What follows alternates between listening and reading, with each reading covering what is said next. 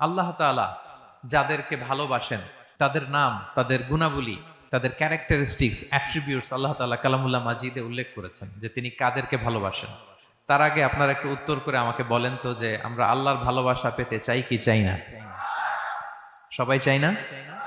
এটাই আজকে আমাদের আলোচনার টপিক, যে যাদেরকে আল্লাহ ভালোবাসেন। আমরা আজকের এই চমৎকার সন্ধ্যায় জেনে নিব যে আল্লাহ তাআলা কাদেরকে পছন্দ করেন এবং কাদেরকে ভালোবাসেন। এবং প্রিয় ভাই এবং বোনেরা, আল্লাহ তাআলার ভালোবাসা অর্জন এটা মানব জীবনের সবচাইতে বড় সৌভাগ্যের বিষয়। কি বলেন? আমরা যদি প্রেসিডেন্টের কাছের লোক হই, প্রধানমন্ত্রীর যদি কাছের লোক হই, যদি আমরা জানি যে পিএম আমাকে ভালোবাসে, প্রেসিডেন্ট আমাকে ভালোবাসে, কেমন লাগবে? ভাল লাগবে। আর যদি আমরা এটা জানতে পারি যে রব্বে কারিম আল্লাহ রব্বুল ইজ্জা ওয়াল জালাল তিনি আমাকে ভালোবাসেন, কেমন লাগবে আমাদের? এই ভালোবাসাকে আমরা বলে বোঝাতে পারবো? পারবো না। এটাই আমরা চাই, এটাই আমাদের জীবনের টার্গেট, কামনা, ঠিক কিনা? তো একজন প্রকৃত মুমিন সেই যে আল্লাহর সান্নিধ্য পেতে চায়, আল্লাহ তাআলার ভালোবাসা সে পেতে চায়। এবং মজার ব্যাপার হচ্ছে আল্লাহ তাআলা সুস্পষ্ট স্টেটমেন্টের মাধ্যমে কালামুল্লাহ মাজিদে তিনি জানিয়ে দিয়েছেন তিনি কাদেরকে কাদেরকে ভালোবাসেন। আজকের এই আলোচনায় আমরা সেটাই জানার চেষ্টা করব যে বিশেষ কিছু গুণে গুণান্বিত ব্যক্তি আছে যারা এই সৌভাগ্যের অধিকারী, যাদেরকে আল্লাহ তাআলা ভালোবাসেন বলে তিনি কোরআনে জানিয়েছেন। আমরা যেন সেই সমস্ত গুণগুলো আমাদের নিজেদের মধ্যে ধারণ করতে পারি। আল্লাহ তাআলা আমাদের তৌফিক দান করুন। আমরা সবাই আওয়াজ করে পড়ে আমিন। প্রিয় ভাই এবং বোনেরা, শুরুতেই একটা ইন্ট্রোডাক্টরি কথা বলে রাখি, ভূমিকা কথা মূল আলোচনায় যাওয়ার আগে। সেটা হচ্ছে আমাদের প্রত্যেকের মনে রাখতে হবে যে আল্লাহ তাআলা ভালোবাসা পাওয়ার প্রধান শর্ত হচ্ছে রাসূল সাল্লাল্লাহু আলাইহি ওয়াসাল্লামকে ভালোবাসা, তার অনুসরণ করা। This is the first and foremost reminder tonight. আজকের প্রথম রিমাইন্ডার এটা যে আমরা যে আল্লাহর ভালোবাসা পেতে চাই, এটার প্রধানতম শর্ত হচ্ছে আল্লাহ রাসূল সাল্লাল্লাহু আলাইহি ওয়াসাল্লামের অনুসরণ করতে হবে। ওনার অনুসরণ বাদ দিয়ে আল্লাহর ভালোবাসা কোশ্চিনকালেও পাওয়া যাবে না। যে আয়াত দিয়ে, সূরাত আলে ইমরানের 31 নম্বর আয়াত দিয়ে আমি আমার আলোচনা শুরু করেছিলাম, এই আয়াতে আল্লাহ তাআলা খুব স্পষ্ট করে বলছেন, কুল ইন কুনতুম তুহিব্বুনাল্লাহা ফাত্তাবিউনি ইউহিব্বুকুমুল্লাহ। হে নবী, আপনি বলে দিন যে ওহে আমার উম্মতেরা, যদি তোমরা আল্লাহকে ভালোবাসতে চাও তাহলে ফাত্তাবিউনি, আমি নবীর অনুসরণ করো, তাহলে ইউহিব্বুকুমুল্লাহ, আল্লাহ তাআলা স্বয়ং তোমাদেরকে ভালোবাসতে শুরু করে দিবেন। বিশ্বনবীর ভালোবাসা ছাড়া, বিশ্বনবীকে অনুসরণ করা ছাড়া আল্লাহর ভালোবাসা কোশ্চিনকালেও পাওয়া যাবে। কাজী নজরুল ইসলাম খুব চমৎকার করে ওনার কবিতায় লিখেছেন, আল্লাহকে যে পাইতে চায় হাজরাতের অনুসরণে, আরশ কুরসি লৌহ কালাম না চাইতে পেয়েছে সে, রসুল নামের রশি ধরে যেতে হবে খোদার ঘরে, নদী তরঙ্গে যে পড়েছে ভাই দরিয়াতে সে আপনি মেশে, হাজরাতের অনুসরণে আরশ কুরসি লৌহ কালাম না চাইতে পেয়েছে সে। সুবহানাল্লাহ পড়েন। রাসূল সাল্লাল্লাহু আলাইহি ওয়াসাল্লামের অনুসরণের মধ্য দিয়ে আল্লাহ তাআলার ভালোবাসাটা অর্জন করতে হবে। এর বাইরে যে আল্লাহ তাআলার ভালোবাসা কোশ্চিনকালেও পাওয়া যাবে না। এবং রাসূল সাল্লাল্লাহু আলাইহি ওয়াসাল্লাম ঠিক যতটুকু করেছেন ঠিক অতটুকুই করতে হবে, এর চেয়ে বেশি করা যাবে না। রাসূল সাল্লাল্লাহু আলাইহি ওয়াসাল্লামের চাইতে কি বেশি মুত্তাকি হওয়া সম্ভব? সবাই বলেন নাই। রাসূল সাল্লাল্লাহু আলাইহি ওয়াসাল্লামের চাইতে বেশি বুজুর্গ হওয়া সম্ভব? ওনার চাইতে বেশি আল্লাহওয়ালা হওয়া সম্ভব? ওনার চাইতে বেশি আল্লাহ তাআলার কাছে প্রিয় ব্যক্তিত্ব হওয়া সম্ভব না, কোশ্চিনকালেও না, অসম্ভব। রাসূল সাল্লাল্লাহু আলাইহি ওয়াসাল্লামের সময়কালে কিছু সাহাবারা রাসূল সাল্লাল্লাহু আলাইহি ওয়াসাল্লামের স্ত্রীদের কাছে জানতে চেয়েছিল যে উম্মুল মুমিনিন, আপনারা বলুন যে রাসূল সাল্লাল্লাহু আলাইহি ওয়াসাল্লামের আমল কেমন ছিল? আমরা তো মসজিদে দেখি, বাইরে দেখি, ঘরে ওনার আমল কেমন আমাদের জানতে বড্ড মনে চায়। তো রাসূল সাল্লাল্লাহু আলাইহি ওয়াসাল্লামের স্ত্রীরা বললেন যে উনি এমন এমন আমল করেন, এইভাবে নফল রোজা রাখেন, শেষ রাতে তাহাজ্জুদ পড়েন, এইভাবে তাসবিহ পড়েন, কোরআন তেলাওয়াত করেন, জিকির করেন।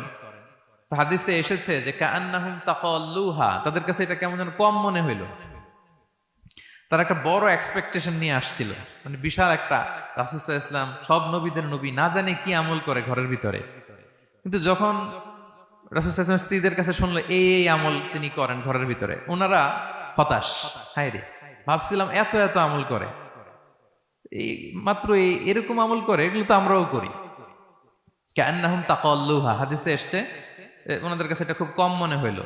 তো তারা একে অপরকে বলতে লাগলো যে এর কারণ হচ্ছে কদ গুফিরা লাহু মা তাকাদ্দামা মিন যামবিহি ওয়া মা তাআখার।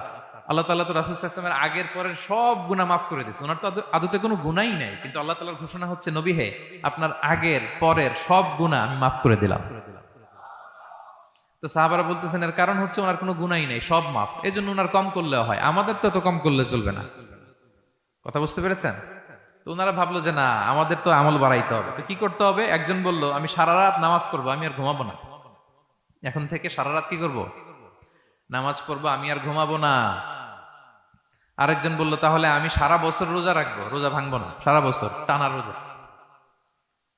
যেহেতু বেশি বেশি করতে হবে। আরেকজন বলল আমি স্ত্রীদের সাথে আর মেলামেশা করবো না, আমার স্ত্রীদের সাথে আমি আমার মতো বৈরাগ্য জীবনযাপন করবো। তো এই কথা যখন রাসূল সাল্লাল্লাহু আলাইহি ওয়াসাল্লাম শুনলেন, রাসূল সাল্লাল্লাহু আলাইহি ওয়াসাল্লাম ওনাদেরকে ডেকে পাঠালেন, ডেকে বললেন আনতুমুল্লাযীনা কুলতুম কাযা ওয়া কাযা, তোমরা কি এমনটা এমনটা বলছো? তারা ভয়ে বলতেছে ইয়া রাসূলুল্লাহ, জি আমরা তো এরকম করে ফেলছি, বলে ফেলছি। তখন রাসূল সাল্লাল্লাহু আলাইহি ওয়াসাল্লাম বললেন ওয়াল্লাহি ইন্নী লা আখশাকুম লিল্লাহি ওয়া আতকাকুম লাহু, আল্লাহর শপথ করে বলছি আমি তোমাদের মধ্য থেকে আল্লাহকে সবচেয়ে বেশি ভয় পাই, আমি সবচেয়ে বড় মুত্তাকি, আমার চেয়ে বেশি কেউ আল্লাহকে ভয় পেতে পারে না। তা আমি সবচেয়ে বড় মুত্তাকি, আমি সবচেয়ে বেশি আল্লাহর প্রিয় ভাজন, আমি আল্লাহর সবচেয়ে বেশি ভয় পাই, এরপরেও আমি রাতে ঘুমাই আবার নামাজও পড়ি, সোম বৃহস্পতিবারে রোজা রাখি, বাকি দিনগুলোতে আমি খাই, আমার তো 11 জন স্ত্রী, আমি সবার সাথে মেলামেশা করি, কই স্ত্রী মেলামেশায়, রোজা রাখা না রাখায়, রাতে ঘুম এবং তাহাজ্জুদ, এই যে ব্যালেন্স করে যে আমি জীবন পরিচালনা করি, এতে আমার মুত্তাকি হইতে তো কোনো সমস্যা হয়নি। আমি শ্রেষ্ঠ নবীর এই মর্যাদা অক্ষুণ্ণ রাখতে তো আমার সমস্যা হয়নি, কিন্তু তোমাদের সমস্যা কোথায়? তখন তিনি একটা অসাধারণ উক্তি করেছিলেন, তিনি বলেছিলেন ফামান রাগিবা আন সুন্নতি ফালাইসা মিন্নি, যে আমার সুন্নতকে অবজ্ঞা করে, মানে আমার যে পন্থা এটা অনুসরণ না করে অন্য কিছু যে করতে চায়, ফালাইসা মিন্নি, সে আমার দলভুক্ত নয়। আল্লাহু আকবার! কি ভারসাম্যবোধ, কি ব্যালেন্সড লাইফস্টাইল, কি পরিমিতি বোধ তিনি আমাদের শিখিয়েছেন। তাহলে বোঝা গেল সারা রাত ইবাদত করলেই ওইটা শ্রেষ্ঠ ইবাদত হয় না, কারণ রাসূল সাল্লাল্লাহু আলাইহি ওয়াসাল্লাম ঘুমাতেন আবার ইবাদত করতেন, স্ত্রীদের সাথে মিলতেন, সামাজিক কাজ করতেন, মাঝে মাঝে নফল রোজা রাখতেন, মাঝে মাঝে অনেকদিন রাখতেন না। This is balance, this is Islam, এবং এর চেয়ে শ্রেষ্ঠ ইসলাম আর হতে পারে না। তার মানে বোঝা গেল রাসূল সাল্লাল্লাহু আলাইহি ওয়াসাল্লামের চাইতে যদি এক কাঠি বেশি বোঝেন আপনি, এটা ইসলাম হবে? এটা হবে বাড়াবাড়ি, ঠিক কি না? রাসূল সাল্লাল্লাহু আলাইহি ওয়াসাল্লাম যেমনটি করেছেন ঠিক তেমনটি করার নাম ইসলাম, এবং এভাবেই আল্লাহ তাআলার ভালোবাসা পাওয়া সম্ভব, এছাড়া পাওয়া সম্ভব। তাহলে মূল আলোচনায় যাওয়ার আগে এটা হচ্ছে ইন্ট্রোডাক্টরি পয়েন্ট 1, যে আল্লাহ তাআলার ভালোবাসা পাওয়ার 1 নাম্বার শর্ত হচ্ছে রাসূল সাল্লাল্লাহু আলাইহি ওয়াসাল্লামের অনুসরণ। তার চেয়ে যদি বেশি ইবাদত করেন ওইটা ইসলাম নয়, তার চেয়ে বেশি বুজুর্গি দেখাইতে গেলে ওইটা বুজুর্গি নয়। তিনি যেমন যেমন করেছেন ঠিক তেমন তেমন করার নামই ইসলাম, এবং সেটার মাধ্যমে আল্লাহ তাআলার ভালোবাসা পাওয়া সম্ভব। এই পয়েন্টটা বুঝছেন না সবাই? আচ্ছা, ইন্ট্রোডাক্টরি পয়েন্টের 2 নাম্বার কথা হচ্ছে আমরা কি করে বুঝবো যে আল্লাহ তাআলা আমাদের ভালোবাসেন? কিভাবে বুঝবো যে তিনি আমাদেরকে পছন্দ করেন, ভালোবাসেন? এটা বোঝার কিছু সিস্টেম আছে। 1 নম্বর সিস্টেম হচ্ছে আপনি জাস্ট দেখুন যে আপনি নিজেকে কোন কাজে ব্যস্ত রেখেছেন, আপনি আপনাকে কোন কাজে ব্যস্ত রেখেছেন। আপনার লাইফস্টাইলের দিকে তাকান, লুক অ্যাট ইউর লাইফস্টাইল, আপনি নিজেই বুঝে যাবেন। আপনি যদি দেখেন যে না, আপনার ভালো ভালো কাজে আপনার ব্যস্ততা, আপনার এঙ্গেজমেন্ট ভালো লোকদের সাথে, আপনার সার্কেলটা ভেরি গুড সার্কেল, ভালো কাজে আপনার মন টানে, আপনি ভালো কাজ করেন, যদি আপনার কার্যক্রম এরকম হয় তাহলে বুঝে নেবেন আল্লাহ তাআলা আপনাদেরকে ভালোবাসেন, আলহামদুলিল্লাহ। আর যদি দেখেন না, যত আকাম কুকাম আছে ওইটার সবার আগে আপনি, যেই কাজে আল্লাহর ক্রোধ আসে, আল্লাহ রাগ হয়ে যান, যেই কাজ ইসলামে করার নিষেধ, যেটাতে তার অসন্তুষ্টি, ওই কাজে আপনার এঙ্গেজমেন্ট, ইনভলভমেন্ট, আপনার সার্কেল গুলাও এরকম, তাহলে বুঝে নিবেন আল্লাহ ভালোবাসা, এই মহা সৌভাগ্য আপনার কপালে জোটে নাই। তাহলে এটা হচ্ছে একটা সিস্টেম। আল্লাহ আপনাকে ভালোবাসেন কিনা এভাবে বুঝবেন যে আপনি নিজেকে কোন কাজে ব্যস্ত রেখেছেন, একটু দেখুন, আপনি মিলাতে পারবেন। দুই নাম্বার পদ্ধতি হচ্ছে এটা বোঝার যে তিনি আমাকে ভালোবাসেন কিনা, সেটা হচ্ছে পৃথিবীবাসী আপনাকে ভালোবাসে কিনা এটা একটু দেখেন। এই পৃথিবীর ভালো মানুষগুলোর কাছে আপনার একটা গ্রহণযোগ্যতা আছে কিনা এটা দেখেন। এটা দেখলে আপনি বুঝতে পারবেন। সহিহ মুসলিমের একটা ছোট্ট হাদিস শেয়ার করি। রাসূল সাল্লাল্লাহু আলাইহি ওয়াসাল্লাম বলেছেন যে ইন্নাল্লাহা ইযা আহাব্বা আবদান দাআ জিবরিল ফাকালা ইন্নী উহিব্বু ফুলানান ফাআহিব্বা। আল্লাহ তাআলা যখন কোনো বান্দাকে ভালোবাসে তখন তিনি জিবরাইলকে ডেকে বলেন, হে জিবরাইল, আমি আমার এই বান্দাকে ভালোবাসি, তুমিও তারে ভালোবাসো। ফায়ুহিব্বুহু জিবরিল, জিবরাইল আলাইহিস সালাম তারে ভালোবাসতে শুরু করে। শুধু এখানেই না, সুম্মা ইউনাদি ফিস সামা, তারপরে তিনি আকাশে একটা অ্যানাউন্সমেন্ট করেন। ফায়াকুল, তিনি বলেন যে ইন্নাল্লাহা ইউহিব্বু ফুলানান ফাআহিব্বুহু, ও আকাশবাসীরা, ও ফেরেশতারা, আল্লাহ তাআলা তার এই বান্দাকে ভালোবাসে, তোমরা সবাই তারে ভালোবাসো। তখন ফায়ুহিব্বুহু আহলুস সামা, গোটা আকাশবাসী তারে ভালোবাসতে শুরু করে, মানে ফেরেশতারা। তো আল্লাহ তাআলা এবং সকল ফেরেশতারা যখন তাকে ভালোবাসতে শুরু করে, রাসূল সাল্লাল্লাহু আলাইহি ওয়াসাল্লাম বললেন সুম্মা ইউদাউ লাহুল কবুলু ফিল আরদ, তখন পৃথিবীতে তার গ্রহণযোগ্যতা বাড়িয়ে দেওয়া হয়, তার অ্যাকসেপ্টেন্স বাড়িয়ে দেওয়া হয়। সবার কাছে তার একটা গ্রহণযোগ্যতা আছে, সবাই তাকে ভালোবাসে। এটা হচ্ছে একটা পদ্ধতি যে আল্লাহ তাআলা আপনাকে ভালোবাসে কিনা আপনি নিজেই বুঝবেন, যে পৃথিবীবাসী আপনাকে ভালোবাসে কিনা, আপনার কলিগরা আপনাকে ভালোবাসে কিনা, আপনার বন্ধুরা আপনাকে ভালোবাসে কিনা, আপনার নেইবররা আপনাকে ভালোবাসে কিনা, পৃথিবীর ভালো মানুষগুলোর কাছে আপনার গ্রহণযোগ্যতা আছে কিনা। যদি থাকে বুঝবেন আল্লাহ তাআলা আপনাকে ভালোবাসেন, ঠিক কিনা? আল্লাহ তাআলা আমাদেরকে যেন ওই কাতারে শামিল করেন, আমরা পড়ি আমিন। তাহলে আলোচনার টপিক, আল্লাহ তাআলা যাদেরকে ভালোবাসেন। শুরুতে আমরা জানলাম ভালোবাসার পদ্ধতি হচ্ছে, প্রক্রিয়া হচ্ছে একটাই, রাসূল সাল্লাল্লাহু আলাইহি ওয়াসাল্লামের পুঙ্খানু অনুসরণ, তার চেয়ে বেশিও না কমও না, হুবহু অনুসরণ, ঠিক কিনা? দুই নম্বরে জানলাম কি করে বুঝবো, নিজের দিকে তাকান, আপনি কি করেন, what's your activity, what's your engagement, নিজেই বুঝবেন। আর দেখেন যে আশেপাশের মানুষ আপনার ব্যাপারে কি বলে। পৃথিবীবাসী যদি আপনারে পছন্দ করে, তার মানে আল্লাহ তাআলাও আপনারে পছন্দ করে। সবাই বুঝতে পেরেছেন? আচ্ছা, এবার সরাসরি কোরআনে চলে যাই, মূল টপিক বিশ্লেষণে। আল্লাহ তাআলা অনেক শ্রেণীর ব্যক্তিকে ভালোবাসেন বলে তিনি ঘোষণা করেছেন। তিনি বলেছেন যে আমি তাদেরকে ভালোবাসি। এর মধ্যে এক নাম্বার হচ্ছে আল মুহসিনুন। একটু আমার সাথে সাথে বলেন, আল মুহসিনুন। মুহসিনুন মানে হচ্ছে যে ইহসান করে, মানে অন্যের প্রতি অনুগ্রহ দেখায়, অনুগ্রহশীল, অন্যের প্রতি দয়াশীল, অনুগ্রহশীল। এই সমস্ত বান্দাদের আল্লাহ ভালোবাসেন। আল্লাহ বলেন, ওয়া আনফিকু ফি সাবিলিল্লাহি ওয়া লা তুলকু বিআইদিকুম ইলা তাহলুকা ওয়া আহসিনু ইন্নাল্লাহা ইউহিব্বুল মুহসিনিন। তিনি বলেন যে তোমরা আল্লাহর রাস্তায় দান করো আর নিজেরা নিজেদেরকে ধ্বংসের মুখে ঠেলে দিও না, আর তোমরা ইহসান করো অন্যের প্রতি, কারণ ইন্নাল্লাহা ইউহিব্বুল মুহসিনিন, আল্লাহ তাআলা মুহসিনিনদের ভালোবাসেন, মানে যারা অন্যের প্রতি অনুগ্রহ দেখায়, অন্যের প্রতি দয়া পরবশ, তাদেরকে আল্লাহ ভালোবাসেন। সুবহানাল্লাহি ওয়া বিহামদিহি। তাহলে পেয়ে গেলাম, মিলায় নেন যে অন্যের প্রতি সফট কর্নার, অন্যের প্রতি দয়া, অনুকম্পা, হেল্পিং হ্যান্ড, হেল্প করার মানসিকতা, অন্যের দুঃখে কাদা, এই মাইন্ডসেট, এই মেন্টালিটি আমাদের আছে কিনা একটু মিলিয়ে নেন। না থাকলে রিমাইন্ডার হিসেবে নেন যে আমরাও যেন মুহসিনুনদের কাতারে শামিল হতে পারি। ইহসান এটা অনেক বড় তবকার একটা আমল। ইবাদতেও ইহসান লাগবে, ইবাদতের বাইরে সামাজিক কর্মকাণ্ড, রাষ্ট্রীয় কর্মকাণ্ড, সব কাজে আল্লাহ তাআলা এই ইহসানকে আবশ্যক করেছেন। অনুগ্রহ, অন্যদের প্রতি অনুগ্রহশীল হওয়া। ইবাদতে ইহসানটা কেমন? সাইয়েদনা জিবরাইল আলাইহিস সালাম রাসূল সাল্লাল্লাহু আলাইহি ওয়াসাল্লামকে জিজ্ঞেস করেছিলেন যে ইয়া রাসূলুল্লাহ ফাখবিরনি আনিল ইহসান, ইহসান আবার কি, আমাকে একটু বলেন। তো ইবাদতে ইহসানটা কেমন? রাসূল সাল্লাল্লাহু আলাইহি ওয়াসাল্লাম বললেন যে ইহসান হচ্ছে আন তা'বুদাল্লাহা কাআন্নাকা তারাহু ফাইন লাম তাকুন তারাহু ফাইন্নাহু ইয়ারাক। তুমি এমন ভাবে ইবাদত করবে, তুমি ভাববে যে তুমি আল্লাহকে দেখছো, তুমি আল্লাহকে দেখে দেখে ইবাদত করতেছো, এরকম ভাবো না একটু। আর এটা ভাবতে যদি কষ্ট হয়, অন্তত এতটুকু তো ভাবো যে আল্লাহ তোমায় দেখছেন। এতটুকু ভাবা যাবে না? আমরা যখন নামাজ পড়ি, আমাদের প্রত্যেকটা সালাতের মুহূর্তে আমাদের এটা ভাবতে হবে যে আল্লাহ তাআলা কিন্তু আমাকে দেখছেন। এই যে আমি ফিস ফিস করে সুবহানা রাব্বিয়াল আলা পড়ি, সুবহানা রাব্বিয়াল আযীম পড়ি, আমি তাসবিহ পড়ি, আমার রুকু সেজদা সবকিছু আমার আল্লাহ দেখছেন। এই সেন্স, এই অনুভূতি যদি আপনার মধ্যে থাকে, এটাই হচ্ছে ইবাদতের ইহসান। আর ইবাদত ছাড়া আমাদের দৈনন্দিন কাজ, পারিবারিক কাজ, সামাজিক কাজ, এই সমস্ত কাজেও কিন্তু আল্লাহ তাআলা ইহসানকে আবশ্যক করেছেন। প্রিয় ভাই এবং বোনেরা, অন্যের প্রতি অনুগ্রহ করাটাকে তিনি কি করেছেন? আবশ্যক করেছেন। একটা ছোট্ট হাদিস শুনি। হাদিসে রাসূল সাল্লাল্লাহু আলাইহি ওয়াসাল্লাম ইরশাদ করছেন যে ইন্নাল্লাহা তাবারাকা ওয়া তাআলা কাতাবাল ইহসানা আলা কুল্লি শাই। আল্লাহ তাআলা সবকিছুর উপর ইহসানকে আবশ্যক করেছেন, সবকিছুর উপর। মুমিনের সব কাজে ইহসান থাকতে হবে, অন্যের প্রতি অনুগ্রহের পরশ থাকতে হবে। এবার মজার একটা পার্ট আসছে হাদিসে, খেয়াল করে শুনি। রাসূল সাল্লাল্লাহু আলাইহি ওয়াসাল্লাম বলেন, ফাইদা কাতালতুম ফাআহসিনুল কিতলা। আল্লাহ তাআলা সব জায়গায় ইহসানকে আবশ্যক করেছেন, এমন কি ফাইদা কাতালতুম, যখন তোমরা কতল করবে কাউকে, ফাআহসিনুল কিতলা, ইহসানের সাথে কতল করো। সুবহানাল্লাহ বললেন না? প্রসঙ্গটা কি? হত্যার প্রসঙ্গটা। রাষ্ট্রীয় কাজে হয়তো ডেথ পেনাল্টি, তার মৃত্যুদণ্ড দিতে হবে। রাসূল সাল্লাল্লাহু আলাইহি ওয়াসাল্লাম বলেন, ফাইদা কাতালতুম ফাআহসিনুল কিতলা, মৃত্যুদণ্ড দিবা কিন্তু ইহসানের সাথে দিও।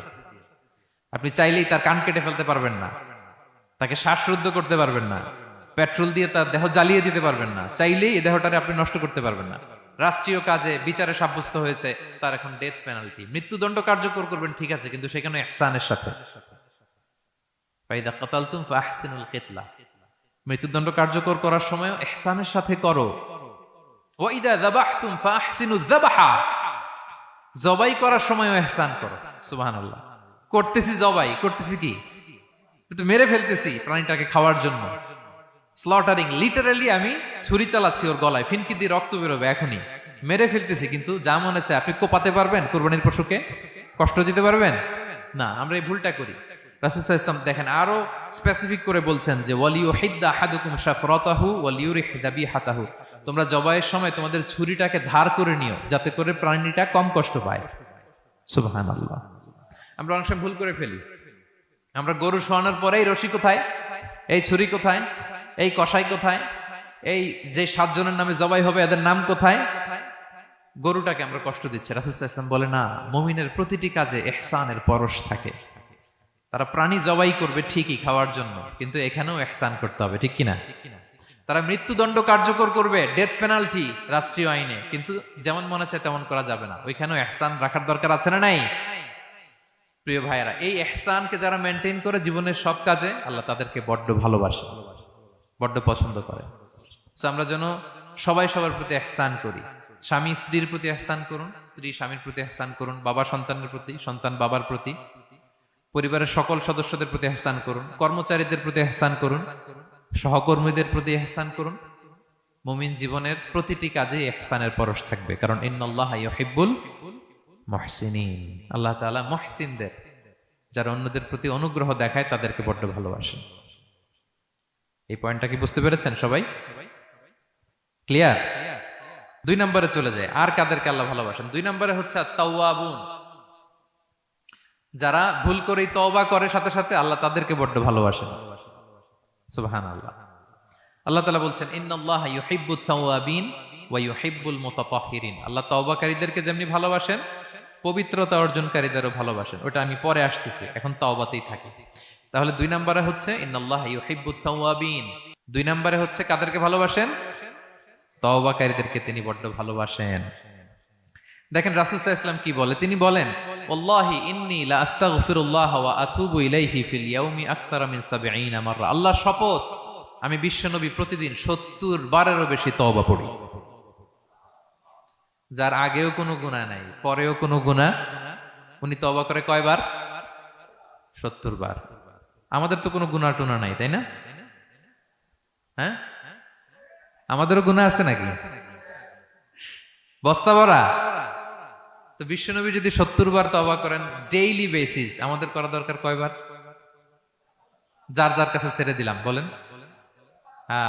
70,000 বার করা দরকার, ঠিক কিনা? প্রিয় ভাইরা, তাওবা কি? তাওবা মানে ফিরে আসা আল্লাহর কাছে। ভুল করেছি, অনুতপ্ত হয়ে আল্লাহর কাছে ফিরে আসবো, এটার নাম তাওবা।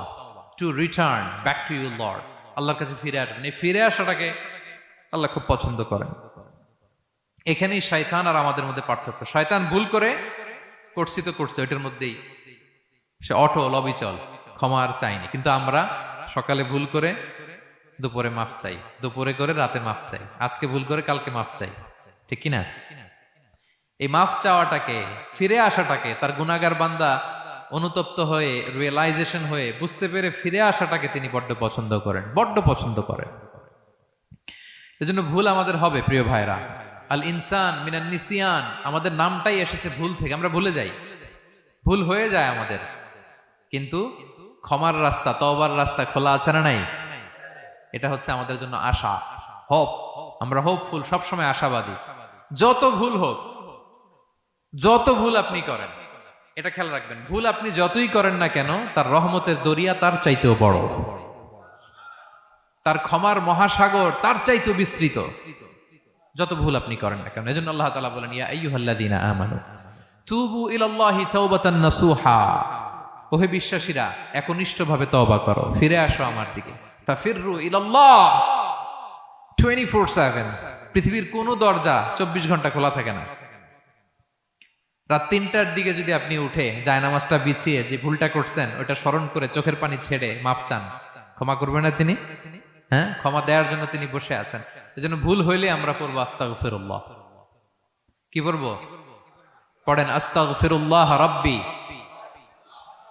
মিন কুল্লি যামবি ওয়া আতুবু ইলাইহি।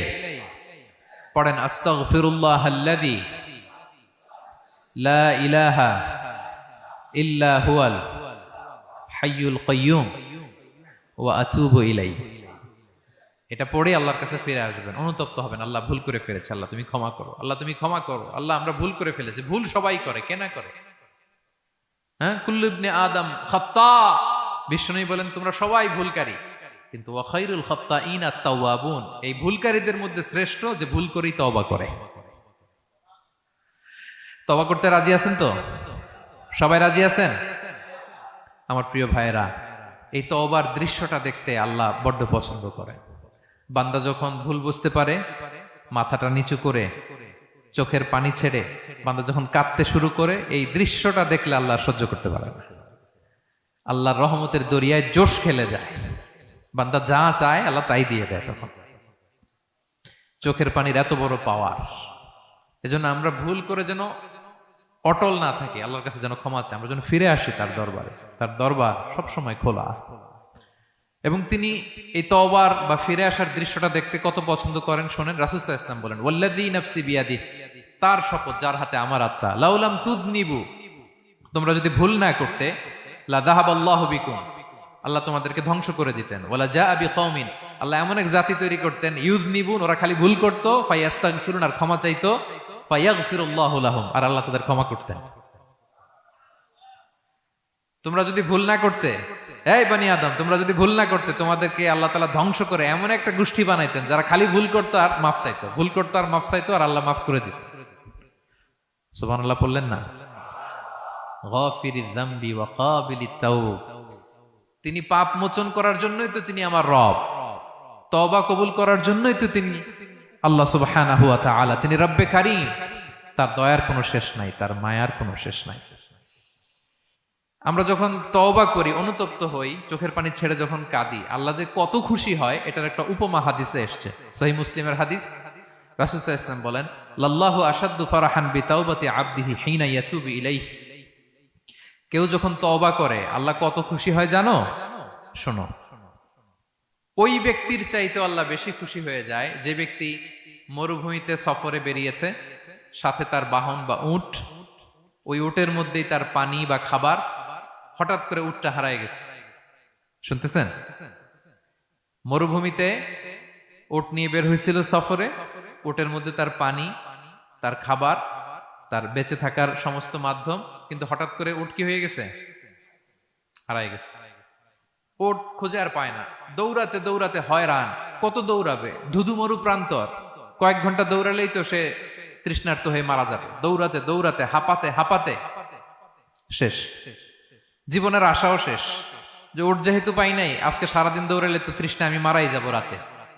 তো জীবনের আশা ভরসা শেষ করে হাঁটতে হাঁটতে হাঁপাতে হাঁপাতে হঠাৎ একটা গাছের সন্ধান পেল। ওই গাছের নিচে যে এত ক্লান্ত, তৃষ্ণার্ত, হাঁপাতে হাঁপাতে ঘুমায় গেছে, হতাশ, আমার বাঁচার আর কোনো মাধ্যম নাই, আমার উট হারায় গেছে, ওইখানে পানি, ওইখানেই খাবার। ক্লান্ত শ্রান্ত হয়ে তৃষ্ণার চোটে ঘুম চলে আসছে। হঠাৎ ঘুম থেকে জেগে ওঠে, উটটা পাশি দাঁড়ায় আছে। যে ওটের উপরে তার পানি এবং খাবার ছিল, পুরা মরুভূমিতে দৌড়াইতে দৌড়াইতে আবার সন্ধ্যাবেলায় এসে মালিকের সামনে দাঁড়ায় আছে। সে ঘুম থেকে উঠি তাড়াতাড়ি করে রশি ধরে ফেলছে উটের। পুরোটা হাদিসের অনুবাদ শোনাচ্ছি। তো উটের রশি ধরে বেচারা এত খুশি, এত খুশি, এত খুশি, যে খুশির চোটে ও বলতে আরম্ভ করছে, আল্লাহুম্মা আনতা আবদি ওয়া আনা রাব্বুক, আল্লাহ তুমি আমার গোলাম, আমি তোমার রব। তুমি দয়া করে এই ওটটা ফিরাই দিছো, আজকে তুমি ওটটা ফিরাই না দিলে আমি তো মরে যেতাম। আল্লাহ প্রশংসা তোমার। খুশির চোটে। কিসের চোটে? খুশির চোটে কথা উল্টায় গেছে। সে এত খুশি, সে আনন্দে এত উদ্বেলিত, এত খুশি, সে বলতেছে আল্লাহ আল্লাহুম্মা আনতা আবদি, আল্লাহ তুমি আমার গোলাম। খুশিতে আল্লাহুম্মা আনতা আবদি, আল্লাহ তুমি আমার গোলাম, ওয়া আনা রাব্বুক, আমি তোমার রব। তোমার দরবারে লাখো কোটি শুকরিয়া। আল্লাহ কেঁদে কেঁদে বলতেছে। তা আল্লাহ বলে, ওইরকম একটা পরিস্থিতিতে যে তার জীবনের আশা ছেড়েই দিয়েছিল, হঠাৎ করে ওট ফিরে পাওয়ার পরে খুশির চোটে সে যখন আমি আল্লাহরে ওর গোলাম বানায় আর ওরে আমার রব বানায়, ওই লোকটা ওই মুহূর্তে ঠিক যত খুশি, আমার কোনো বান্দা তওবা করে যখন আমার কাছে ফিরে আসে, আমি আল্লাহ ওই বান্দার উপর তার চাইতে বেশি খুশি হয়ে যায়। আল্লাহু আশাদ্দু ফারাহান। ওই ব্যক্তি কত খুশি হইলে আল্লাহর গোলাম বানায়, কত খুশি হইলে সে সেন্স হারায় ফেলে যে আল্লাহ তুমি আমার গোলাম, আমি তোমার রব। কখন বলে? খুশিতে সে মাতোয়ারা। আল্লাহ বলে, ওই মাতোয়ারা ব্যক্তি ওই মুহূর্তে যত খুশি, আমার কোনো বান্দা ভুল করে বোঝার পরে যখন চোখের পানি ছেড়ে আমার কাছে তওবা করে, আমি আল্লাহ তার চাইতে বেশি খুশি হয়ে যা। তওবা করবেন তো? করবেন করবেন। ইন্নাল্লাহা ইউহিব্বুত তাওয়াবিন। আল্লাহ তাআলা তওবাকারীদের বড্ড ভালোবাসেন। আমার ভাইরা, ভুল হলেই যেন আমরা তওবা করি। কয়টা জানলেন? প্রথমটা কি ছিল? কি করে? ভুলে গেছি। ইহসান করে, মুহসিনুন, যারা অন্যদের প্রতি অনুগ্রহ প্রদর্শন করে। আচ্ছা, 2 নাম্বার কি ছিল? তাওবা, মানে আত-তাওয়াবুন, যারা ভুল হলেই কি করে? তাওবা করে। 3 নাম্বার হচ্ছে আল মুতাতাহহিরুন, যারা পবিত্রতা অর্জন করে, সবসময় পাক পবিত্র থাকে, নিট এন্ড ক্লিন থাকে। এই ক্লিনলিনেসকে আল্লাহ পছন্দ করেন। সুবহানাল্লাহ।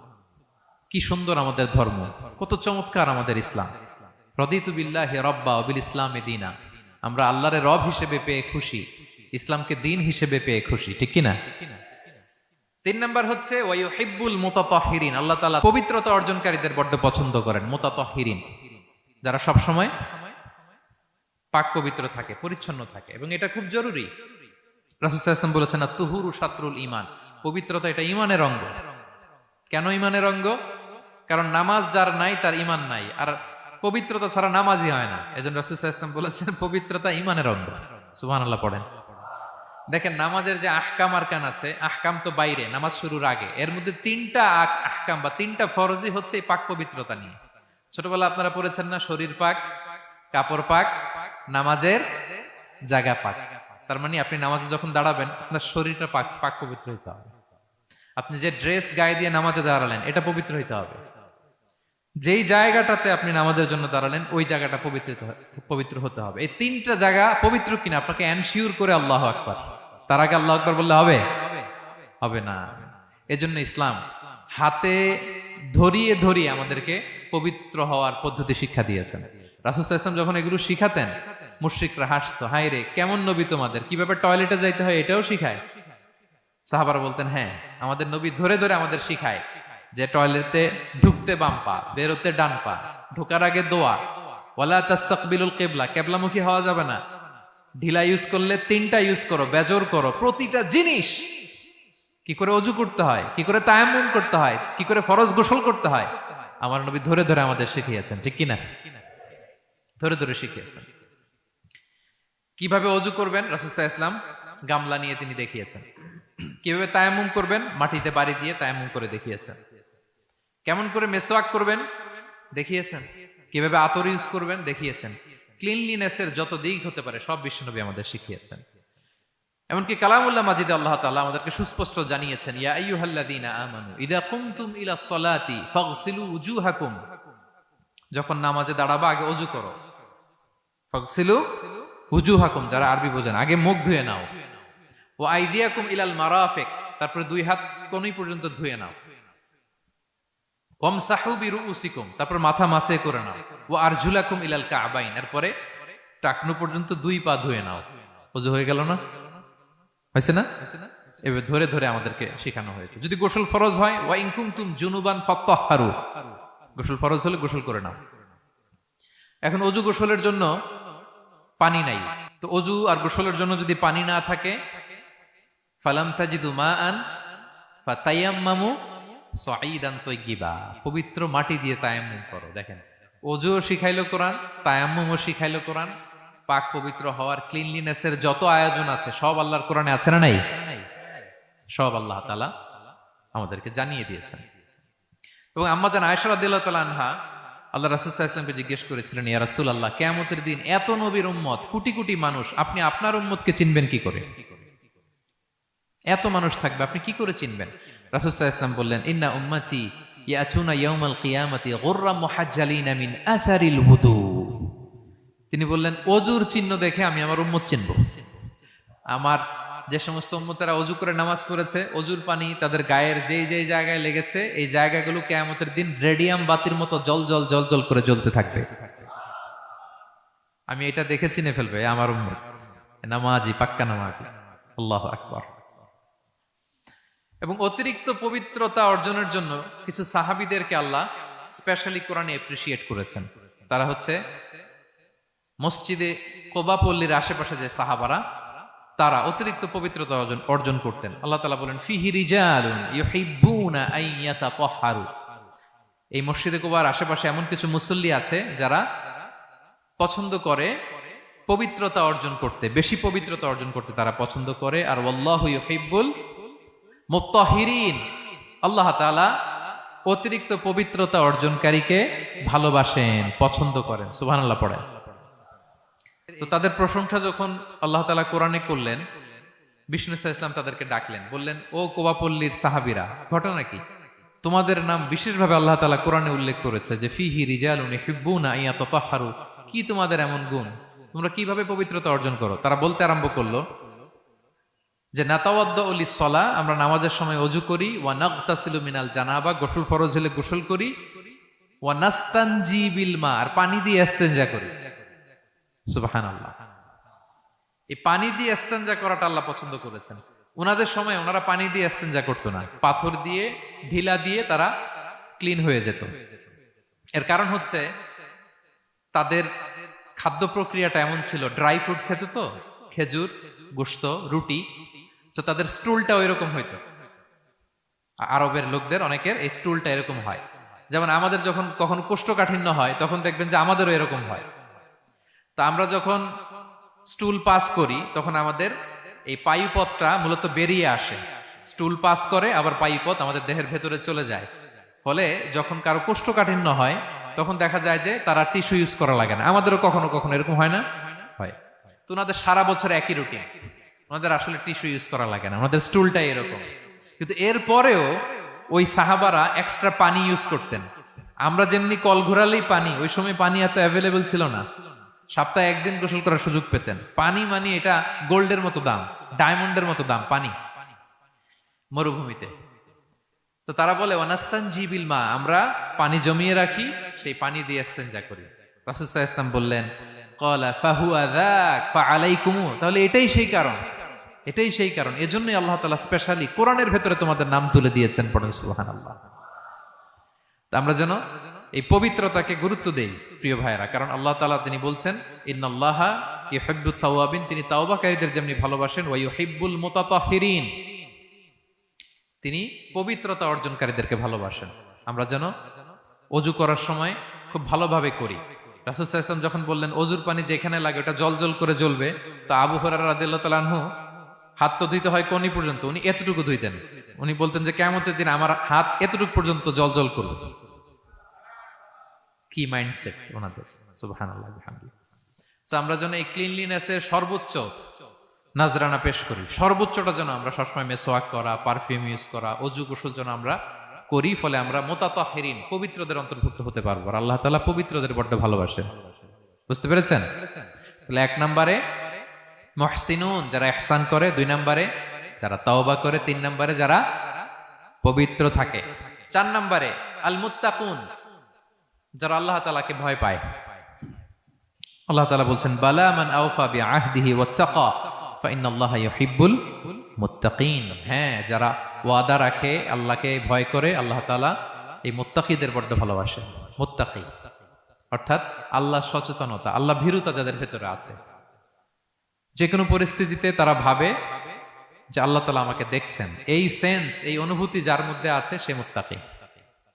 তা আমরা মানুষের সামনে যেভাবে যেরকম সৎ থাকি, আমরা যদি মানুষের চক্ষুর আড়ালেও সৎ থাকি তাহলে আমরা মুত্তাকি। বুঝতে পেরেছেন? মুত্তাকির তাকওয়ার অনেক সংজ্ঞা আছে, অনেক সংজ্ঞা। সবচেয়ে সহজ সংজ্ঞা হচ্ছে মানুষের সামনে আমরা যতটা ভালো, আমার প্রাইভেট লাইফেও যদি আমি ততটা ভালো হই তাহলে আমি মুত্তাকি। একটু যোগ বিয়োগ দিয়ে নেন নিজের সাথে নিজে, যে আমি পাবলিকলি যতটা ভালো প্রাইভেটলি ততটা ভালো কিনা। যদি হই তো আমি মুত্তাকি। ওমরে ফারুক রাদিয়াল্লাহু তাআলা আনহু একবার উবাই ইবনে কাবকে বললেন, ইয়া উবাই, মা হুয়া তাকওয়া? আল্লাহ কোরআনে এত তাকওয়ার কথা বলেছেন, তাকওয়াটা কি? উনি প্রশ্নের উত্তর না দিয়ে উনিও প্রশ্ন করলেন। উনি বললেন, হাল সালাকতা তরিকান দা শাউক? ইয়া আমিরাল মুমিনিন, আপনি কি কখনো মরুভূমিতে কাঁটাযুক্ত রাস্তা দিয়ে হেঁটেছেন? উনি বললেন, হেঁটেছি। তো কিভাবে হেঁটেছেন? দেখেন কেমনে উত্তর দেয় এক সাহাবী আরেক সাহাবীকে। যেখানে যে রাস্তায় কাঁটা আছে, ক্যাকটাস আছে, গুলমলতা, কিভাবে হেঁটেছেন? তিনি বললেন, ইজতাহাদতু ওয়া তাশাম্মারতু, আমি আমার জুব্বা পাগড়ি খুব আঁটোসাঁটো করে কাপড়টা উপরের দিকে টেনে এমন সাবধানে হেঁটেছি যাতে ক্যাকটাসের কাঁটা আমার গায়ে না লাগে। এই পথটা পাড়ি দিতে খুব সাবধানে, খুব প্রিকশন নিয়ে, এক্সট্রা কশন নিয়ে আমি পার হয়েছি। উবাই ইবনে কাব বললেন, হাদা হুয়া তাকওয়া, এটাই তো তাকওয়া। এই তো বুঝে গেছেন আপনি। আপনি একটু আগে প্রশ্ন করছেন তাকওয়া কি, এটাই তাকওয়া। বলে, তাই নাকি? তিনি বললেন, হ্যাঁ। তো তিনি বললেন, দুনিয়ার চলতি পথে ডানে বায়ে এরকম অনেক পাপের হাতছানি আপনাকে স্পর্শ করতে চাইবে। ওই যে কাঁটাযুক্ত রাস্তা দিয়ে আপনি যেভাবে সাবধানে, কাঁটা যাতে গায়ে না লাগে, খুবই প্রিকশন নিয়ে হেঁটেছেন, এই দুনিয়ার পুরো জার্নিটা যদি এইভাবে চালাতে পারেন তাইলেই আপনি মুত্তাকি। সুবহানাল্লাহি ওয়া বিহামদিহি। আল্লাহ তাআলা বলেন, যাদের মধ্যে এই তাকওয়ার সেন্স আছে আমি তাদেরকে ভালোবাসি। তাকওয়া হচ্ছে কেউ না দেখলেও আল্লাহ দেখেন, এই অনুভূতি। সবার চোখ ফাঁকি দেয়া গেলেও একজনের চোখ ফাঁকি দেয়া যায় না। তিনি কে? এই অনুভূতির নাম হচ্ছে তাকওয়া। আল্লাহ বলেন, ইন্না আকরামাকুম ইনদাল্লাহি আতকাকুম, তোমাদের মধ্যে সবচাইতে আল্লাহর কাছে সম্মানিত ব্যক্তি যার মধ্যে আল্লাহর ভয় বেশি। নাকি আল্লাহ বলছে তোমাদের মধ্যে যে সবচেয়ে বড় বিলিয়নিয়ার সে আল্লাহর কাছে সম্মানিত, দেখতে বেশি সুন্দর সে সম্মানিত, যার জনবল আছে, অর্থবল আছে, লোকবল আছে না। তাকওয়া, তাকওয়া হচ্ছে ক্রাইটেরিয়া। যার তাকওয়া বেশি সে আমার কাছে সম্মানিত। এবং আল্লাহ তাআলা বলেন, ওয়া মাইয়াত্তাকিল্লাহা ইয়াজআল লাহু মাখরাজা ওয়া ইয়ারযুকহু মিন হাইসু লা ইয়াহতাসিব, যে আল্লাহকে সবসময় ভয় পাবে, যে মুত্তাকি, সে কোথাও জীবনে আটকাবে না, কোথাও আটকাবে না। জীবনে কোনো বিপদ আসলে একটা ওয়ে আউট, একটা এক্সিট। মালয়েশিয়াতে তো বলে কেলুয়ার। মালয়েশিয়া কি বলে? এই জীবনে কোথাও আটকাবেন না, আটকাইলেই একটা কেলুয়ার পেয়ে যাবেন। কেলুয়ারের ব্যবস্থা করে দিবে কে? ব্যবস্থা করে দিবেন। আর এমন জায়গা থেকে তিনি রিজিকের বন্দোবস্ত করবেন আপনি কল্পনাও করেন নাই। সুবহানাল্লাহি বিহামদিহি। তাহলে 4 নম্বরে মুত্তাকুন, যারা আল্লাহকে ভয় করে আল্লাহ তাদেরকে ভালোবাসেন। আমরা যেন মুত্তাকিদের কাতারে শামিল হতে পারি। আল্লাহ তুমি তৌফিক দাও। প্রিয় ভাইরা আমার, 5 নম্বরে হচ্ছে আল মুতাওয়াক্কিলুন, যারা আল্লাহর উপর তাওয়াক্কুল করে। আল্লাহ বলে, ফাইদা আযামতা ফাতাওয়াক্কাল আলাল্লাহ ইন্নাল্লাহা ইউহিব্বুল মুতাওয়াক্কিলিন। কোন বিষয়ে যখন দৃঢ় সংকল্প নিয়েছো তো আল্লাহর উপর ভরসা করো, কারণ আল্লাহ ওই সমস্ত লোকদের ভালোবাসা যারা আমার উপর তাওয়াক্কুল করে, মানে ভরসা করে। তাওয়াক্কুল মানে একজনের উপর ভরসা। তিনি কে? আমরা ভরসা কার উপর করব? পৃথিবীর কোন শক্তির উপর, কোন মানুষের উপর, কোন মিডিয়ার উপর, কোন ক্ষমতার উপর? আমাদের ভরসা এক মহান সত্তার প্রতি। তিনি কে? সবসময় আমরা আল্লাহর উপর ভরসা রাখি এবং প্রতিটি মুহূর্তে যেন আমরা আল্লাহর উপর তাওয়াক্কুল করি। রাসূল সাল্লাল্লাহু আলাইহি ওয়াসাল্লাম এটা আমাদের শিখিয়েছেন। এমনকি ঘর থেকে বেরোলেও যেন আমরা আল্লাহর উপর তাওয়াক্কুল করি, বিশ্বনবী শিখিয়েছেন। তিনি ঘর থেকে বেরোলেই পড়তেন, বিসমিল্লাহি তাওয়াক্কালতু আলাল্লাহ লা হাওলা ওয়ালা কুওয়াতা ইল্লা বিল্লাহ। পড়েন আপনারা? আল্লাহর উপর, আল্লাহর নামে, আল্লাহর উপর তাওয়াক্কুল করে বেরোলাম, এটা পড়ে বেরোবেন। আর প্রতিদিন লম্বা একটা দোয়া পড়তেন, আল্লাহুম্মা ইন্নী আউযু বিকা আন আযিল্লা আও উযাল্লা আও আদিল্লা আও উদাল্লা আও আযলিমা আও উযলামা আও আজহালা আও ইউজহালা আলাই। চমৎকার দোয়া, চমৎকার দোয়া। এটা পরে তিনি বেরোতেন। তো এই তাওয়াক্কুল যারা করে, আল্লাহর উপর ভরসা রাখে, আল্লাহ তাদেরকে বড্ড পছন্দ করেন। এখন তাওয়াক্কুলটা কি? তাওয়াক্কুল নিয়ে আমাদের সমাজে অনেক মিস আন্ডারস্ট্যান্ডিং আছে। প্রিয় ভাইরা আমার, তাওয়াক্কুল হচ্ছে কর্ম শেষে ফলাফলের জন্য আল্লাহর উপর নির্ভর করা। মনোযোগ দিয়ে শুনুন, আই রিপিট, আমি আবারও বলছি, কর্ম শেষে আগে কি কর্ম, কর্ম শেষে ফলাফলের জন্য কার উপর নির্ভর করা।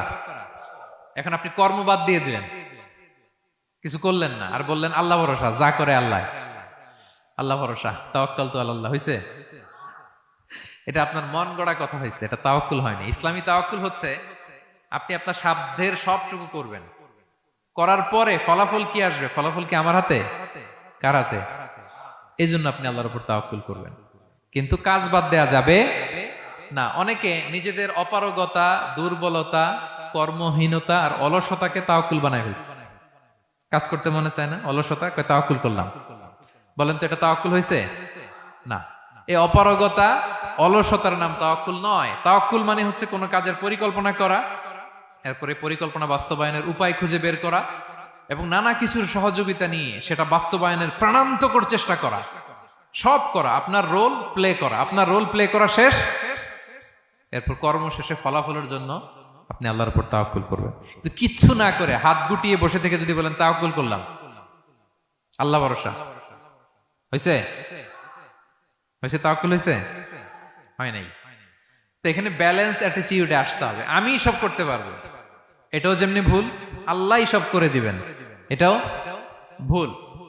The position of Islam is somewhere in between this two extreme lines. এই দুইটার মাঝখানে ইসলামের পজিশন। পাখিকে তাওয়াক্কুলের মডেল হিসেবে আল্লাহ উপস্থাপন করেছেন। পাখিকে বিশ্বনবী বলেন, তোমরা যদি পাখির মতো তাওয়াক্কুল করো, পাখিরে যেমনি আল্লাহ খাওয়ায় তোমাদেরকেও খাওয়াবে। পাখি কেমনি তাওয়াক্কুল করে বিশ্বনবী বললেন, তাগদু খিমাসান ওয়া তারুহু বিতানান। পাখিগুলো প্রতিদিন সকালবেলা কিচির মিচির রবে তার বাসা থেকে বের হয়ে জঙ্গলে ছড়িয়ে পড়ে, সারাদিন খুঁজতে খুঁজতে, ঘুরতে ঘুরতে, উঠতে উঠতে আল্লাহ তাআলা বিকেল বেলা আবার প্রতিটি পাখির ওদর পূর্তি করে তার ঘরে ফিরিয়ে নিয়ে আসে। ঠিক কিনা? তো পাখি কি ঘরের ভিতরে বসে থেকে তাওয়াক্কুল করছে? সকালবেলা আগে কি করছে? বের হয়ে গেছে। তো আগে আপনার রোলটা আপনার প্লে করতে হবে, তারপরে আপনি আল্লাহর উপর তাওয়াক্কুল করবেন। অনেকে নিজেদের অপারগতা, অলসতাকে তাওয়াক্কুল বানিয়েছে। না, অপারগতা, অলসতা, কর্মহীনতা, এগুলো থেকে রাসূল সাল্লাল্লাহু আলাইহি ওয়াসাল্লাম আল্লাহর কাছে পানাহ চেয়েছেন।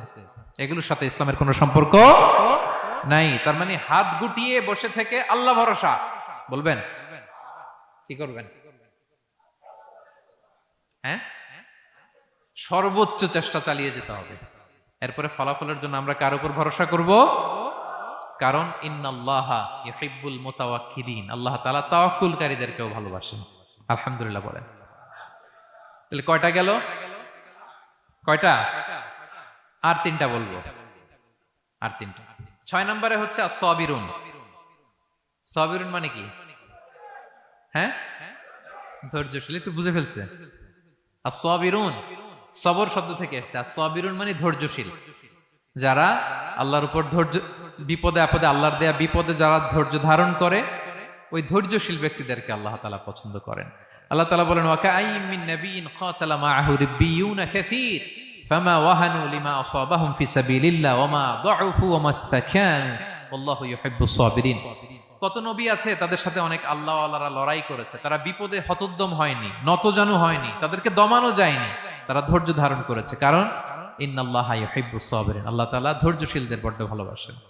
ধৈর্যশীল, ধৈর্য ধারণ করতে হবে। ধৈর্য ধারণ এটা সবার পক্ষে সম্ভব হয় না।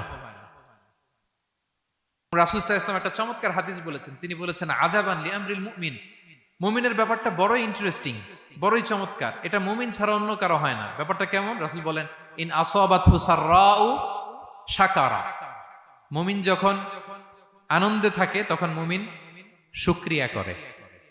শুকরিয়া করলে সওয়াব আছে না নাই? কারণ শুকরিয়া একটা ইবাদত। আর ওয়া ইন আসাবাতহু দাররাউ, মুমিন যখন বিপদে পড়ে, দুঃখে থাকে, সাবারা, তখন সে ধৈর্য ধারণ করে। ধৈর্য ধারণ করলে সওয়াব আছে না নাই? তো সওয়াব ছাড়া আমাদের আর কিছু আছে? আমি জীবনে হয় সুখী নয় দুঃখী, কি বলেন? আমাদের জীবনের চলতি পথে হয় কখনো আমরা সুখী নয়, সুখের সময় কি করি? শুকর করি। শুকর করলে সওয়াব আছে না নাই? আর দুঃখের সময় কি করি? সবর করি। সবর করলে সওয়াব আছে না নাই? তাহলে হয় শুকর, নয় সবর। এই দুইটা ইবাদত মুমিন জীবনে সর্বদা চলমান। কেমন একটা উইন উইন সিচুয়েশন। সুবহানাল্লাহ পড়বেন না? একটা উইন উইন সিচুয়েশন। এজন্য প্রিয় ভাইরা, মাথা গরম করবেন না, কখনোই অস্থির হবেন না, আতঙ্কিত হবেন না, ধৈর্য ধারণ করুন। কারণ ধৈর্য এমন একটা গাছ, চারি গায়ে কাটা, কিন্তু ফলটা বড় মিষ্টি। এজন্য আল্লাহ তাআলা বলেন ইন্নাল্লাহা ইউহিব্বুস সাবিরিন। আল্লাহ তাআলা ধৈর্যশীল বান্দাদেরকে পছন্দ করেন। কয়টা গেল? 6টা। 7 নম্বরে আল মুকসিতুন। মুকসিতুন মানে হচ্ছে ন্যায়পরায়ণ, যে ইনসাফের সাথে ফায়সালা করে, যে পার্সিয়ালিটি করে না, হ্যাঁ, 2 নাম্বারই করে না। বিচার করতে যে যখন রায় দেয়, ন্যায়সঙ্গত ভাবে রায় দেয়, ঘুষ খেয়ে বায়াজ হয়ে কোনো রায় দেয় না, তাদেরকে আল্লাহ পছন্দ করেন। কিন্তু আমাদের বিচার ব্যবস্থার দিকে তাকান, গোটা বিশ্বব্যাপী আছে না নাই? ছোট্ট একটা বিচারেও দেখবেন যে ছোট্ট সালিশ বসছে, এর কাছ থেকে টাকা খেয়ে ওর পক্ষে রায় দিয়ে দেয়, এরকম আছে না নাই? না, আল্লাহ তাআলা তাদেরকে বড্ড অপছন্দ করেন। বরং যারা বায়াজ নয়, যারা পার্সিয়ালিটি করে না, যারা ইনসাফের সাথে ন্যায় ভিত্তিক ফায়সালা করে, আল্লাহ তাদেরকে পছন্দ করেন। আল্লাহ তাআলা বলেন ওয়া ইন হাকামতা ফাহকুম বাইনাহুম বিল কিসত। নবী, যখন আপনি বিচার করবেন, ন্যায় পরায়ণতার সাথে বিচার করুন। কারণ ইন্নাল্লাহা ইউহিব্বুল মুকসিতিন। আল্লাহ তাআলা ন্যায় পরায়ণদেরকে বড্ড ভালোবাসেন। ন্যায় পরায়ণ জীবনের প্রতিটি ক্ষেত্রে। পার্সিয়ালিটি আপনি করতে পারবেন না, আপনার মধ্যে কোনো বায়াসনেস থাকতে পারবে না। আল্লাহ বলেন কিয়ামতের দিন আমি যে মিজানের পাল্লা বসাবো, ওয়া নাদাউল মাওয়াজিনাল কিসতা লিয়াউমিল কিয়ামা, এই মিজানের পাল্লা, এর মধ্যে কোনো বায়াসনেস নাই। ফামাইয়ামাল মিসকালা যাররাতিন খাইরান ইয়ারা। অনুপরিমাণ ভালো এটাও ওজন হবে, অনুপরিমাণ খারাপ এটাও ওজন হবে। ফালা তুযলামু নাফসুন শাইআ। সেদিন কারো প্রতি বিন্দু পরিমাণ জুলুম করা হবে না। ন্যায় বিচারের মানদণ্ড তিনি সেদিন কায়েম করবেন। আর দুনিয়াতে যারা ন্যায় বিচার করে, ন্যায় ভিত্তিক ফায়সালা করে, তাদেরকে আল্লাহ ভালোবাসেন। সুবহানাল্লাহ পড়েন। রাসূল সাল্লাল্লাহু আলাইহি ওয়াসাল্লাম কতটা ন্যায়পরায়ণ ছিলেন শুনেন। 8ম হিজরিতে তিনি যখন মক্কা বিজয় করলেন, মক্কার লোকেরা তার হাতে বায়াত হলো, তিনি অল্প কিছুদিন এখানে 20 দিনের মতো ছিলেন মক্কায়। তো ইন দ্য মিন টাইম মক্কার কুরাইশ গোত্রের একটা শাখা, এটার নাম হচ্ছে বনু মখজুমিয়া। বনু মখজুমিয়া গোত্রের একটা নারী চুরিতে ধরা পড়ল। তো চুরি করলে ইসলামের বিধান কি? আস-সারিকু ওয়াস-সারিকাতু ফাকতাউ আইদিয়াহুমা, হাত কেটে দাও। এখন সাহাবারা বলতে লাগলো, হায় রে, এই নতুন মাত্র কুরাইশরা কালিমা পড়ে মুসলমান হইল, রাসূল সাল্লাল্লাহু আলাইহি ওয়াসাল্লাম যদি এখনই এই মহিলার হাত কেটে দেয়, তাহলে এখানে তো একটা ঝামেলা হবে। কিন্তু আমরা তো কেউ বলারও সাহস রাখি না। কে যে বলবে নবীর কাছে যে নবী, এই আজকের জন্য, এবারের জন্য এই মহিলারা মাফ করে দেন, হাত কেটে দিয়েন না। কেউ সাহস করতে পারে না। পরে রাসূল সাল্লাল্লাহু আলাইহি ওয়াসাল্লামের পালক পুত্রের ছেলে উসামা বিন যায়েদ হিব্বু রাসূলিল্লাহ, উনাকে রাসূল সাল্লাল্লাহু আলাইহি ওয়াসাল্লাম বড্ড ভালোবাসতেন। সবাই বলে উসামারে যে বল, সে তো নাতির মতো। যায়েদ হচ্ছে পালক পুত্র, পালক পুত্রের ছেলে তো নাতি, হাসান হোসেনের মতো আদর করতেন। তো তাকে যে বলো। সবাই বললো উসামা আমরা কেউ পারবো না, তুমি যে বলো। তো উসামা ছোট মানুষ যে বলতেছে, ইয়া রাসূলুল্লাহ, সবাই বলতেছে এবারের জন্য একটু মাফ করে দেয়া যায় না, এই মহিলাটারে একটু মাফ করে দেয়া যায় না। রাসূল সাল্লাল্লাহু আলাইহি ওয়াসাল্লাম রেগে গেলেন।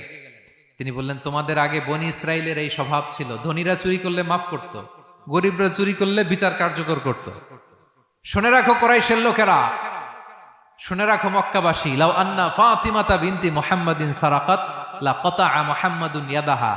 আরে বনু মখজুমিয়ার মেয়ে তো দূর কি বাত, আমার কলিজার টুকরা নয়নের পুতলি ফাতেমাও যদি আজকে চুরিতে ধরা পড়তো, তার হাত কেটে দিতে আমি মুহাম্মদ 1 সেকেন্ডও দেরি করতাম না। আমার মেয়ে ফাতেমা যদি চুরিতে দোষী সাব্যস্ত হতো, তার হাত কাটতে আমি সময় নিতাম না। This is Islam, this is ইনসাফ, দিস ইজ জাস্টিস। এটাকে বলে ন্যায় ভিত্তিক বিচার, যেখানে কোনো স্বজনপ্রীতি নাই, যেখানে কোনো পার্সিয়ালিটি নাই, যেখানে কোনো বায়াসনেস নাই। যারা ন্যায় ভিত্তিক ফায়সালা দেয়, মুকসিতুন, আল্লাহ তাআলা তাদেরকে পছন্দ করেন। আমরা যেন তাদের অন্তর্ভুক্ত হতে পারি। আল্লাহ তৌফিক দান করো। সব শেষ পয়েন্ট, আল মুনাজ্জামুনা ফি মাইদানিল জিহাদ, যারা জিহাদের ময়দানে সুশৃঙ্খল থাকে, ডিসিপ্লিন। সর্বশেষ হচ্ছে ডিসিপ্লিন। এই যে মাশাআল্লাহ আজকের এই সাইবার জায়া কনফারেন্স খুবই ডিসিপ্লিনড একটা প্রোগ্রাম, সবাই সারিবদ্ধ হয়ে বসে আছেন, এবং এই সারিবদ্ধ হয়ে যারা বসে থাকে, যারা ময়দানে থাকে, তাদেরকে আল্লাহ তাআলা বড্ড পছন্দ করেন। যারা বিশৃঙ্খলা করে না, যারা সুশৃঙ্খল। তা আমরা মুসলিমরা কি বিশৃঙ্খল জাতি না সুশৃঙ্খল জাতি? আমরা সুশৃঙ্খল ইনশাআল্লাহ বিইذنিল্লাহ। আল্লাহ তাআলা বলছেন ইন্নাল্লাহা ইউহিব্বুল্লাযীনা ইউকাতিলুনা ফি সাবিলিহি সাফফান কাআন্নাহুম বুনিয়ানুম মারসুস। আল্লাহ ওই বান্দাদের ভালোবাসেন যারা জিহাদের ময়দানে সফফান, সফফান মানে সারিবদ্ধ, কাতারে কাতার, এবং এমন কাতার কাআন্নাহুম বুনিয়ানুম মারসুস, যেন এটা মজবুত একটা সীসা ঢালাই করা প্রাচীর। সুবহানাল্লাহ। সাহাবারা নামাজের কাতারে পায়ের সাথে পা লাগিয়ে দাঁড়াতেন, কাদের সাথে কাঁধ লাগিয়ে দাঁড়াতেন। পিছন থেকে বিশ্বনবীর অ্যাটাক করতে গেল 10 মিনিট লাগবে। সব সাহাবাদেরকে আক্রমণ করে বিশ্বনবী পর্যন্ত পৌঁছাতে তাদের অনেক সময় লেগে যাবে, এমন সীসা ঢালা প্রাচীরের মতো তারা পেছনে দাঁড়াতেন। সুবহানাল্লাহ। তো যারা জিহাদের ময়দানে সুশৃঙ্খল ভাবে দাঁড়ায়, ডিসিপ্লিনড ম্যানারে, ওয়েল অ্যারেঞ্জড ম্যানারে, ওয়েল অর্ডার্ড ম্যানারে, আল্লাহ তাআলা তাদেরকে বড্ড পছন্দ করেন। আর যারা বিশৃঙ্খলা করে তাদেরকে আল্লাহ পছন্দ করেন না। এবং আপনি দেখেন বিষ্ণু ইসা ইসলামের যুদ্ধগুলোর মধ্যে 5 ভাগে তিনি ভাগ করতেন যুদ্ধকে। মাঝখানে হচ্ছে একটা ডিপার্টমেন্ট, ডানে মাইমানা, বায়ে মাইসারা, সামনে মুকাদ্দেমা, পেছনে খালফ। এইভাবে 5টা ডিসিপ্লিনড ওয়েতে তিনি ব্যাটালিয়ন ভাগ করে সামনে আগাতেন। এবং বিশ্বনবীর নেতৃত্বে সাহাবীদের মাধ্যমে যে শক্তিশালী সামরিক সংগঠনটি গড়ে উঠেছিল, গোটা বিশ্বকে চূর্ণ বিচূর্ণ করে দিয়েছে।